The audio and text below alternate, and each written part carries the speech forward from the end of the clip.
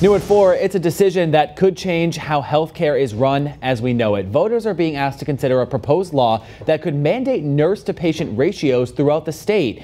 Western Mass News reporter Maggie Lohmiller joins us with this hotly contested issue. Maggie. Jeff, both sides have been active on this issue since it landed on the ballot. And as Election Day quickly approaches, activists are making their case to be heard by voters.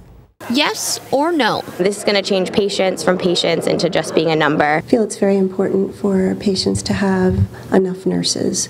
Question 1 asks voters if there should be a patient-to-nurse ratio at all times, which varies depending on their specialty. It's something Western Mass News finds is dividing nurses and healthcare personnel across Massachusetts. I can't advocate for when they need only one nurse to focus on just them. It's just going to be all about a ratio. More nurses, better care. If the question passes and goes into effect, Bay State Health reports that the hospital would need to hire 220 additional nurses to meet the mandate, something they say is impossible, and other hospitals agree. This will draw nurses away from positions that they may currently have into different areas of healthcare. The proposed staffing ratios could mean big expenses. Bay State Medical Center reports that this could cost them up to $27.5 million. They estimate they would have to reduce their patient volume by 18 to 27% if they aren't able to hire enough nurses. Cooley Dickinson Hospital reports that it will cost them about $6.5 million and would reduce their patient volume anywhere from 14 to 27%.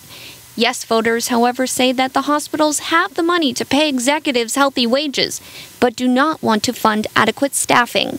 Money matters aside, they say nurses are stretched too thin, and this puts their patients' health at risk. Their reality is that they don't have enough time in the day, that they can't adequately take care of their patients in the way that they were trained.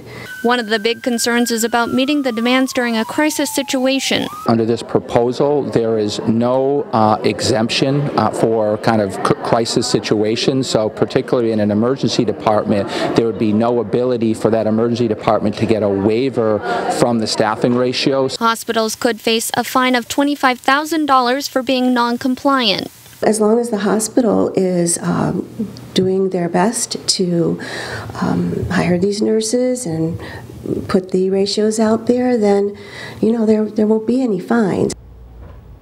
You can voice your vote on this issue on Election Day, November 6th. Coming up tonight at 6, we break down the other 2 questions voters will find on the ballot. But for now, in the studio, I'm Maggie Lohmiller, Western Mass News.